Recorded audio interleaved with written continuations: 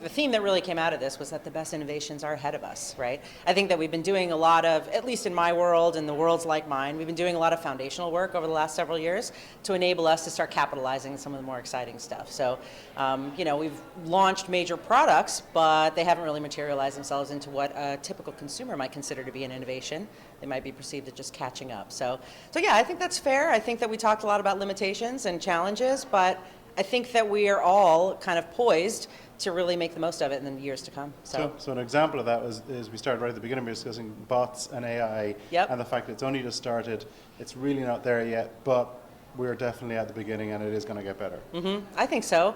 Yeah, I think there's just so many opportunities. I think that if anything, the business travel world is ripe for this kind of thing. It's a transaction that we need to process for somebody. They've got a request. We can understand that request with some artificial intelligence and provide them with some intelligent choices.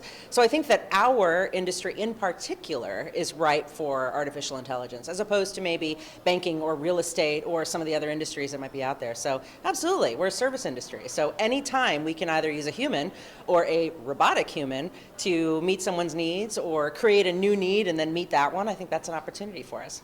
So we discussed the fact that there's technology versus kind of business requirements, and then we almost came full circle to the fact of, well, hang on a second, what about the actual business traveler and innovation? A lot of people then suddenly got very positive with the fact that innovation hopefully will come on travel and actually helping the traveler while they're on journey. On journey, yes. Right. The whole concept of journey management is, I think, really a sweet spot, especially for a travel management company.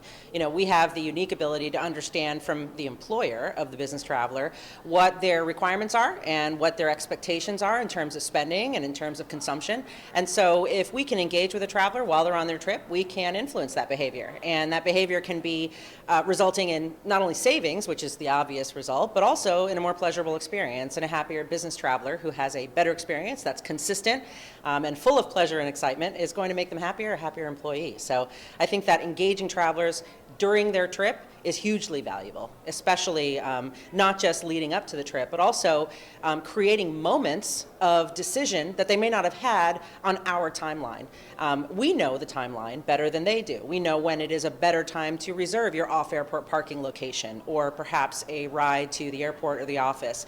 Those are things that traditionally business travelers have sort of made those decisions on the fly. Whereas, if we engage them through our environment during their trip or before their trip, we can force those decisions and force those moments upon them when they're the best moments to take those types of decisions. So, yeah, huge opportunity and very exciting. So one phrase that was used this evening was kind of travelers going rogue and booking by themselves or using non-compliant apps, etc.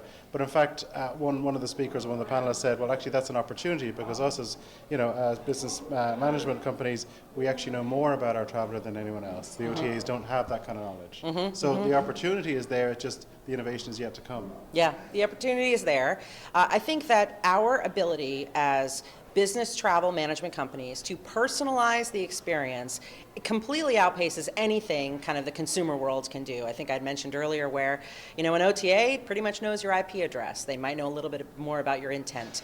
Your business travel agency knows all about your history and the people who you work for and what they expect of you and what your peers in the same company or other companies like yours are doing. So we just have the ability to inform your decision and your behavior in a way that I think is really unmatched in other industries. So I think that is really an area that you're going to see a lot of movement over the next couple of years. You talked about products and the fact that when you started many years ago, there were no products for your customer. Nope. Now you finally have products. Oh yeah, tons. So tell me a bit about what you're doing as a company, the products you currently have, and the innovation that's coming down the line.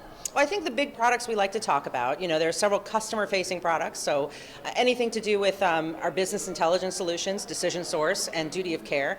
These are products that are kind of bread and butter of a corporate TMC that we've worked very hard over the last several years to really make the best. Those are the types of things we sell to our actual customers, right? We also have great innovations for travelers. So things like the TripSource mobile app, which happens to be a pretty great way to stay engaged on trip, figure out what your itinerary is, get notifications from your travel group, your travel agent, your travel manager. So I think that those types of innovations like the traveler-facing mobile apps, the traveler-facing hotel booking solution, I think those things are really what's going to take us to the next level. And lastly, talk to me about this environment, DataArt. We're on the eve of SCIF taking place, which is a big conference. I'm going. A lot of people. Yep. Whereas this is much kind of more relaxed, informal. There's a few drinks. there's a much more open discussion. Is this the kind of environment you enjoy, learning and chatting and so on? Oh, absolutely. I love it. I think what's interesting about this one is this is one of the first business travel events not run by a business travel group. So most of the people in the audience I didn't know today. Most of the people in the group, the panelists, of course, are good friends of mine. We're on the same panels everywhere we go. But the audience is completely different, very mixed. So for me, it's actually refreshing because it's not the same old people I see at every business travel conference I go to. So, yeah. Thanks for your time, Miriam. Thank you.